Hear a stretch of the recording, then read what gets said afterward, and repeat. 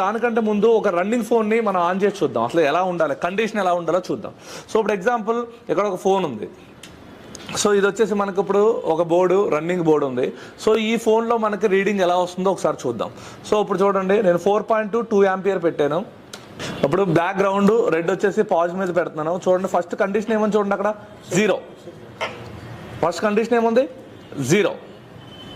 చూడండి, ఇప్పుడు పెట్టాము, ఇక్కడ ఏముంది, 0 ఉంది.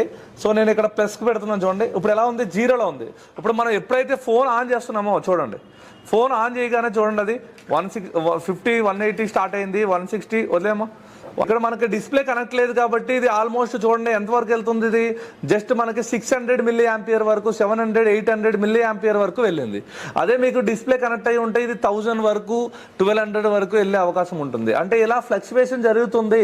300, 350 అబౌట్ దాటింది, ఫ్లక్చువేషన్ జరుగుతుంది అంటే ఈ ఫోన్ కంప్లీట్గా